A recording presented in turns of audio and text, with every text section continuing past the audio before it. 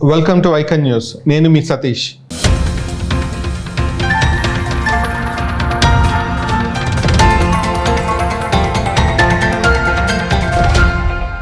AP రాజకీయాల్లో కీలక ఘట్టమైన ఉమ్మడి సభ టీడీపీ, బీజేపీ, జనసేన ఉమ్మడిగా నిర్వహించిన సభలో అటు బీజేపీ నుంచి ప్రధాని నరేంద్ర మోడీ, టీడీపీ నుంచి మాజీ ముఖ్యమంత్రి చంద్రబాబు నాయుడు, జనసేన తరపున పవన్ కళ్యాణ్ ముగ్గురు పాల్గొన్న సభ చిలకలూరుపేటలో విజయవంతంగా నిర్వహించారు. అయితే ఈ సభ ద్వారా వాళ్ళు చెప్పాలనుకున్నది చెప్పారా?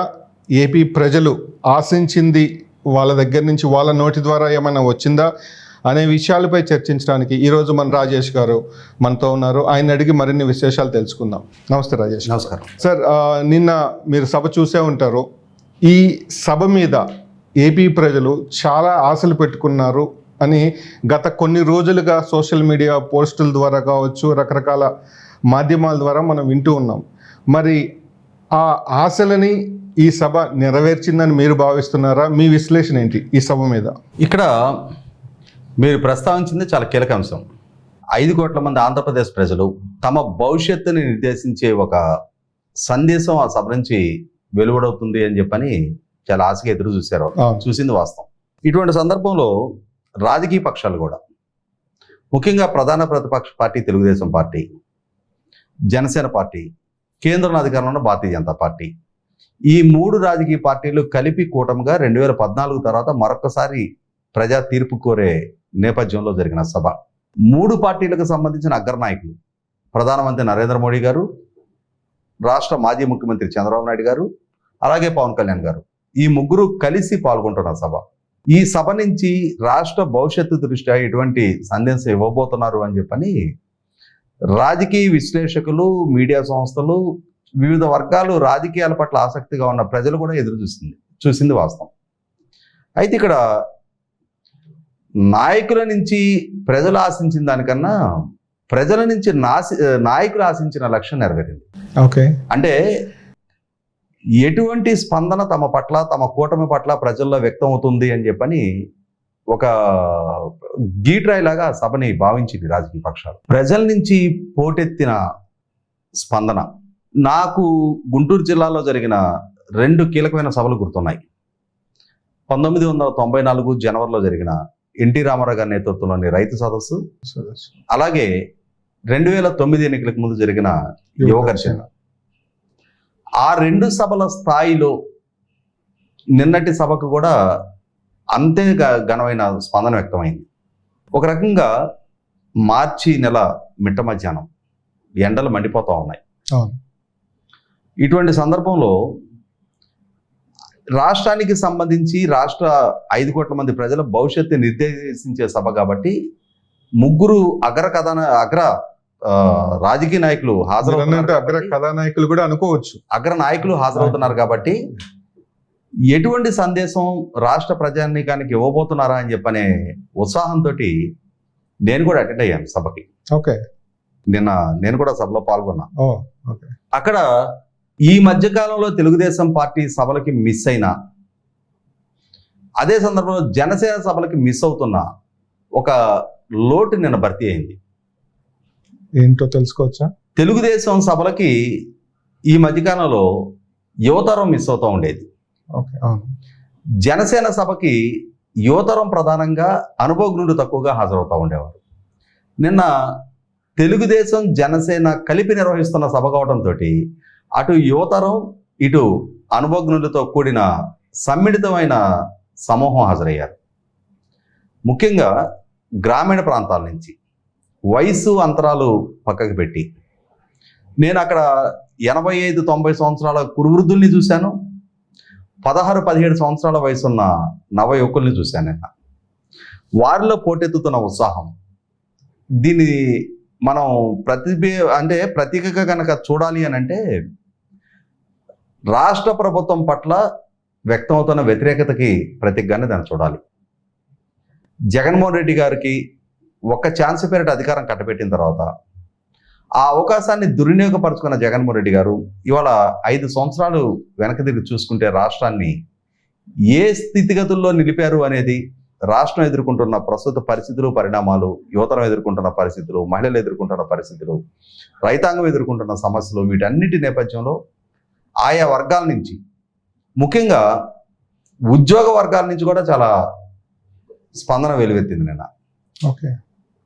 అంటే ఇక్కడ సహజంగా మనకు అర్థమయ్యేది ఏంటి అంటే 5 సంవత్సరాల పాటు అధికారంలో కొనసాగిన పార్టీ మరొకసారి ప్రజా తీర్పు కోరుతున్న సందర్భంగా ఈ 5 సంవత్సరాల పాలనా తీరు మీద ఒక తీర్పుగానే ఆ ఎన్నికల్ని పరిగణించాల్సి ఉంటుంది. నిన్నటి స్పందన చూసిన తర్వాత జగన్మోహన్ రెడ్డి గారి పాలన పట్ల ప్రజలు ఒక తీర్పు ఇచ్చేయడానికి సిద్ధపడిపోయారు. ఆయన 30 సంవత్సరాల పాటు అధికారంలో ఉండగలను అని చెప్పని ఆశించిన జగన్మోహన్ రెడ్డి గారికి 5 సంవత్సరాల కాలం పూర్తయ్యేటప్పటికే ఎన్నికలు సమీపిస్తుండగానే మొన్న ఎన్నికల షెడ్యూల్ రిలీజ్ అయింది 16వ తారీఖు రోజు. ఈ 16వ తారీఖుకి ప్రజల్లో చర్చనీయాంశంగా చేసిన ఇంకొక కీలకమైన అంశం కూడా తోడైంది. 2019 మార్చి 16వ తారీఖు రోజు తమ కుటుంబంలో జరిగిన వివేకానంద రెడ్డి గారి హత్య తాలూకా వాస్తవాలను వక్రీకరిస్తూ ఆనాటి ప్రభుత్వం పాల్గొన్న చంద్రబాబు నాయుడు గారి మీద నిందల మోపుతా నారాసుర రక్త చరిత్ర అని చెప్పని ఒక బ్యానర్ ఐటమ్ ప్రచురిస్తే ఈ మార్చి 16వ తారీఖు ఎన్నికల షెడ్యూల్ రిలీజ్ అవడంతో పాటుగా 16వ తారీఖు ఉదయాన్నే వార్తాపత్రికలో వచ్చిన ఇంకొక వార్త ఏంటి అంటే జగన్మోహన్ రెడ్డి గారి సొంత కుటుంబ సభ్యులు, జగన్మోహన్ రెడ్డి గారి తోడబుట్టిన సోదరి శర్మ గారు, అలాగే జగన్మోహన్ రెడ్డి గారి చిన్నాన్న వివేకానంద రెడ్డి గారి సతీమణి సౌభాగ్యమ్మ గారు, జగన్మోహన్ రెడ్డి గారి చిన్నాన్న కూతురు డాక్టర్ సునీత గారు, ఇది నారాసుర రక్త చరిత్ర కాదు, ఇది జగనాసుర రక్త చరిత్ర అని చెప్పని రాష్ట్ర ప్రజలని జగన్మోహన్ రెడ్డి గారికి ఓటు వేయొద్దు అని హెచ్చరిస్తూ చేసిన హెచ్చరిక మార్చి 16వ తారీఖు 2024 వార్తాపత్రికల్లో చాలా ప్రధానంగా ప్రచురితమైంది. ఇటువంటి నేపథ్యంలో జగన్మోహన్ రెడ్డి గారు చేసిన అసత్య ప్రచారాలు, ఆనాటి ప్రభుత్వం మీద మోపిన నిందలు, అదే సందర్భంలో ఆనాటి ప్రభుత్వాన్ని చెయ్యని తప్పులకు బాధ్యులుగా చిత్రీకరిస్తూ, జరగని అవినీతిని జరిగినట్టుగా చిత్రీకరిస్తూ ఆనాడు ఆయన సక్సెస్ఫుల్గా చేసిన ప్రచార నేపథ్యంలో ఆ ప్రచార ప్రలోభంతో ఆయనకు ఓట్లేసిన ప్రజలు ఆయన పాలనా దక్షత, ఆయన పాలన తమ జీవితాల మీద ఎటువంటి ప్రభావం చూపించింది, రాష్ట్రంలో ఇన్ఫ్రాస్ట్రక్చర్ పరంగా కానీ, రాజధాని నిర్మాణ పరంగా కానీ, ఇరిగేషన్ ప్రాజెక్టుల పరంగా కానీ, రోడ్డు ఇన్ఫ్రాస్ట్రక్చర్ కానీ, అదే సందర్భంలో కరెంటు సక్రమంగా వినియోగదారులకి సరసమైన ధరలకు అందించడంలో కానీ విఫలం చెందిన జగన్మోహన్ రెడ్డి గారి పాలన పట్ల ముఖ్యంగా యువత ఒక నైరాశ్యంలో ఉన్నారు. వలసలు లేని ఉపాధి కల్పిస్తాను అని చెప్పిన జగన్మోహన్ రెడ్డి గారి మాటలు విశ్వసించి జగన్మోహన్ రెడ్డి గారు వెనక ర్యాలీ అయిన యువత ఇవాళ 5 సంవత్సరాల తర్వాత వెనక్కి తిరిగి చూసుకుంటే ఈ రోజుకి ఐటీఐ చదువుకున్న కుర్రాడితో కూడా సంచిక బట్టలు పెట్టుకొని అయితే హైదరాబాదో లేకపోతే చెన్నైయో బెంగళూరు వలస వెళ్లాల్సిన దుస్థితిలో రాష్ట్రం కొట్టుమిట్టాడుతుంటే ఉద్యోగ వర్గాలు జగన్మోహన్ రెడ్డి గారి పట్ల ఆకర్షితులై ఆ రోజు ఓట్లేసిన ఉద్యోగ వర్గాలు మేము వంచనకు గురయ్యామన్న భావంలో ఉన్నారు. ఇట్లా ఒక్కొక్క వర్గాన్ని దూరం చేసుకున్న జగన్మోహన్ రెడ్డి గారి పాలన పట్ల విముఖతోటి నిన్నటి సభకి ఆ రకంగా పోటెత్తడం జరిగింది. ప్రజలు ఒక నిశ్చాప్రాయానికి వచ్చేస్తున్నారు. ఇవాళ నరేంద్ర మోడీ గారు ఏం చెప్తారు, చంద్రబాబు నాయుడు గారు ఏం చెప్తారు, పవన్ కళ్యాణ్ గారు ఏం చెప్తారు అని చెప్పని ప్రజలు నాయకులు వంక ఎదురు చూడటం కన్నా కూడా మా స్పందన ఇది, మీరు ఒక పిలిపిస్తే మేము ఇంతగా పోటెత్తి మీకు మద్దతు తెలపడానికి సిద్ధంగా ఉన్నాం, దీన్ని సద్వినియోగపరచుకోవాల్సిన బాధ్యత మీదే, జగన్మోహన్ రెడ్డి గారిని గెలిపించిన మేమే రేపు ఓడించడానికి కూడా సిద్ధంగా ఉన్నాం అని చెప్పని చెయ్యెత్తి జై కొట్టి ఈ పార్టీల కూటమికి నిన్న ప్రజలు పోటెత్తి తమ మద్దతు తెలియజేయడం జరిగింది. అన్ని వర్గాల ప్రజలు, అన్ని స్థాయి భేదాలతో సంబంధం లేకుండా, ముఖ్యంగా వయసు అంతరం లేకుండా అన్ని వయసుల ప్రజలు కూడా నిన్న పోటెత్తడం జరిగింది. ఇటువంటి సందర్భంలో మీరు ప్రస్తావించినట్టుగానే నాయకుల నుంచి నరేంద్ర మోడీ గారు కేంద్ర పాలకుడిగా ఉన్న ప్రధానమంత్రి హోదాలో రాష్ట్రానికి కీలకమైన హామీలు ఏమైనా ఇస్తారేమని చెప్పని ఎదురు చూసింది వాస్తవం. ఆయన రాష్ట్ర సర్వతోముఖాభివృద్ధికి ఎన్డీఏ ప్రభుత్వం ద్వారా కేంద్రంలో రాష్ట్రంలో ఎన్డీఏని భాగస్వామిగా అధికారంలో కొనసాగుతున్న సందర్భంలో అది అభివృద్ధి పరచుకోవడానికి ఆస్కారం కలుగుతుంది అని చెప్పని చెప్పారు తప్ప స్పెసిఫిక్గా రాష్ట్ర ప్రజలు ఆశించినట్టుగా పోలవరం నిర్మాణానికనో అమరావతి రాజధాని నిర్మాణానికనో ఇటువంటి స్పెసిఫిక్ మెన్షన్స్ అయితే లేవనేది వాస్తవం. అంటే ఇక్కడ కొన్ని అంశాలు ఇప్పుడు వాస్తవంగా ఏంటంటే నరేంద్ర మోడీ గారు ప్రస్తావించిన కాంగ్రెస్ పార్టీకి కాంగ్రెస్ వైసీపీ పార్టీ ఒకటే అని చెప్పని ఒకటే ఇవాళ తానులోని ముక్కలు. జాతీయ స్థాయిలో కాంగ్రెస్ గురించి చేసిన విమర్శలు ఇవాళ రాష్ట్ర ప్రజలు పట్టించుకోవడానికి పరిగణలోకి తీసుకోవడానికి సిద్ధంగా లేదు. రాష్ట్రంలో ఇవాళ ప్రజలకి ఉన్న ఏకైక భావన ఏంటి అంటే జగన్మోహన్ రెడ్డి గారిని ఓడించటమా, చంద్రబాబు నాయుడు గారిని గెలిపించటమా, ఈ ఒక్క ఫ్యాక్టర్ ప్రాతిపదికనే రేపు ఎన్నిక జరుగుతుంది. ఇవాళ జాతీయ అజెండానో లేకపోతే మిగిలిన రాజకీయ పక్షాల ప్రస్తావన ఆంధ్రప్రదేశ్ ప్రజలు వినటానికి కూడా సిద్ధంగా లేరు. ఎందుకంటే జగన్మోహన్ రెడ్డి గారి పాలనా తీరు పట్ల అంతటి విముఖత ప్రజల్లో పెరిగిపోయింది. ఎప్పుడు జగన్మోహన్ రెడ్డి గారిని ఓడించాలి అని చెప్పని ఆలోచిస్తున్న ప్రజలకి ఈ కూటమి సభ తమ మద్దతు తెలియజేయడానికి ఒక సువర్ణావకాశంగా ప్రజలు భావించారు కాబట్టి నిన్న అధికార పార్టీకి సంబంధించిన మీడియాలో, సోషల్ మీడియాలో సభ విఫలం చెందినట్టుగాను, అక్కడ హాజరు కానట్టుగాను చిత్రీకరించే ప్రయత్నం చేసినా ప్రత్యక్షంగా నేను చూశాను. అక్కడ దాదాపుగా 300 ఎకరాల ప్రాంగణం, పార్కింగ్ స్థలాలు కానీ ఏవైనా కానీ కిటకిటలాడిపోతా నిండిపోయి కొన్ని కిలోమీటర్ల వరకు, అంటే నాకు తెలిసి బొప్పూడి నుంచి ఎడ్లపాడు వరకు ట్రాఫిక్ జామ్ అయింది. అదే సందర్భంలో మార్టూరు దాటి ట్రాఫిక్ జామ్ అయింది. ఇటు నరసరావుపేట రోడ్లో కానీ, తర్వాత కోటప్పకొండ రోడ్లో కానీ, తర్వాత మనకి చెల్లూరుపేట నుంచి పసుమర్రు వయా పర్చూరు రోడ్డు ఉంటుంది, ఆ రోడ్డు కానీ, చిలకలూరుపేటకు వచ్చే అన్ని రోడ్లు కూడా ట్రాఫిక్ జామ్ అయిపోయినాయి కిలోమీటర్ల పరిధిలో. ఆ ప్రజలందరూ కూడా, ఆ వాహనాలన్నీ కూడా సభా ప్రాంగణానికి చేరుకొని ఉన్నట్టయితే అసలు నేను అనుకోవటం 300 ఎకరాలు కాదు, ఇంకా చాలా ఎక్కువ ప్రాంగణం కావాల్సి వచ్చుండేది. అంతమంది బయట ఆగిపోయి ఉంటేనే అంత పెద్ద ప్రాంగణం నిండిపోయింది, కిటకిటలాడిపోయింది. ఇటువంటి పరిస్థితుల్లో నరేంద్ర మోడీ గారికి ఆ స్పందన అర్థమవుతూ ఉంది. జగన్మోహన్ రెడ్డి గారి ప్రభుత్వం పట్ల, పాలన పట్ల ఎటువంటి విముఖత ఆంధ్రప్రదేశ్ ప్రజల్లో గూడు కట్టుకుంది అని చెప్పని. ఎందుకంటే ఇప్పుడు ఆయన దేశవ్యాప్తంగా పర్యటన చేస్తున్నారు. వివిధ రాష్ట్రాల్లో తాను హాజరవుతున్న సభలకు వ్యక్తమవుతున్న, పోటెత్తుతున్న ప్రజలను గమనించుకుంటా ఉన్నప్పుడు ఆంధ్రప్రదేశ్లో పాల్గొంటున్న, దాదాపుగా నేను అనుకోవటం 5 సంవత్సరాల తర్వాత పాల్గొన్న రాజకీయ సభ. 2019 ఎన్నికలప్పుడు ఆ ఎన్నికల ప్రచార సందర్భంగా భారతీయ జనతా పార్టీ నాయకుడిగా ఆయన చివరిగా ఎన్నికల ప్రచార కార్యక్రమాల్లో పాల్గొనడం జరిగింది.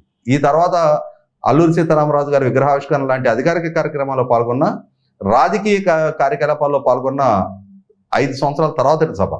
ఈ సభలో వ్యక్తమవుతున్న స్పందన చూస్తే, ఎందుకంటే పక్కనే తెలంగాణలో కూడా నాగర్ కర్నూలులో, ఈరోజు జగిత్యాలలో ఇటువంటి సభల్లో వారు పాల్గొంటూ ఉన్నారు. కాబట్టి ఒక రాజకీయ నాయకుడిగా ఆ ప్రజల్లో నుంచి వస్తున్న స్పందన అర్థం చేసుకోలేంత అమాయకులు కాదు ఆయన. అదే సందర్భంలో వాళ్ళకు ఉండే ఇంటెలిజెన్స్, ఆ ఇంటెలిజెన్స్ నుంచి అందే రిపోర్ట్లు, ఏ రాష్ట్రంలో ఏ ప్రజల నాడు ఎటుంది, ఏ పార్టీకి అనుకూలంగా ఉన్నారు, వ్యతిరేకంగా ఉన్నారు అనేది అర్థం చేసుకోగలిగారు. కాబట్టి ఈ సందర్భంలో జరగబోతున్న ఎన్నికల్లో భారతీయ జనతా పార్టీ చెప్తుంది కదా, అబ్కీ బార్ 400 పార్ అని చెప్పని. అదేవిధంగా ఆంధ్రప్రదేశ్ ప్రజలు కూడా అబ్కీ బార్ చంద్రబాబుకి సాత్ అనేది ఆ నాడి భారతీయ జనతా పార్టీ నాయకత్వం కూడా గ్రహించారు. కాబట్టి వాళ్ళు కూటమికి ముందుకు రావడం జరిగింది. కాకపోతే జగన్మోహన్ రెడ్డి గారు సృష్టించిన విధ్వంసం నుంచి ఇవాళ రాష్ట్రాన్ని అప్పుల్లో కొనారిల్లిపోతూ ఉంది. అన్ని ప్రమాణాల్లో రాష్ట్రం అధోగతి పాలవుతూ ఉంది. యువత ఒక నైరాశ్యాన్ని మునిగిపోతూ ఉన్నారు. రోడ్ ఇన్ఫ్రాస్ట్రక్చర్ దగ్గర నుంచి అన్ని ప్రమాణాల్లో రాష్ట్రంలో అభివృద్ధి నోచుకోకుండా ఉంది. ఇటువంటి సందర్భంలో కేంద్ర ప్రభుత్వ సహాయ సహకారాలు అవసరం. రేపు నిధుల పరంగా కానీ, వనరుల పరంగా కానీ, లేదు వ్యవస్థల పరంగా కానీ వారి సహాయం అవసరమనే ఉద్దేశంతో తెలుగుదేశం, జనసేన కూడా భావిస్తున్న నేపథ్యంలో జగన్మోహన్ రెడ్డి గారు రాష్ట్రంలో ఎన్నికల వ్యవస్థని ఒక అపహాస్యం పాలు చేస్తా, తిరుపతి పార్లమెంట్ ఉప ఎన్నిక సందర్భంగా కానీ, స్థానిక సంస్థల ఎన్నికల సందర్భంగా కానీ, పట్టభద్రుల ఎమ్మెల్సీ ఎన్నిక సందర్భంగా కానీ, అలాగే కుప్పం మున్సిపల్ ఎలక్షన్ సందర్భంగా కానీ ఎంతటి అరాచకాన్ని సృష్టించారనేది కూడా మిగిలిన రాజకీయ పక్షాలకి గుర్తున్న నేపథ్యంలోనే ఎటువంటి పరిస్థితుల్లో స్థానిక సంస్థల ఎన్నికలను తెలుగుదేశం పార్టీ బాయ్కట్ చేయాల్సి వచ్చింది అనేది కూడా గుర్తురిగా ఉన్న పరిస్థితుల్లోనే ఇవాళ వ్యవస్థల పరంగా తమకు అండదండలు అవసరమైన ఉద్దేశంతో భారతీయ జనతా పార్టీ ప్రతిపాదనని తెలుగుదేశం, జనసేన కూడా ఆహ్వానించడం జరిగింది, అంగీకరించడం జరిగింది. ఇటువంటి పరిస్థితుల్లో ఖచ్చితంగా ఈ కూటమిని ఆశీర్వదించడానికి ప్రజలు సంసిద్ధంగా ఉన్నారు. కూటమి వెనక నడవటానికి, రేపు ఒక ఘన విజయం కట్టబెట్టడానికి, ప్రభుత్వ ఏర్పాటుకి ప్రజలు తమ సంసిద్ధతని నిన్నటి సభ ద్వారా తెలియజేశారు.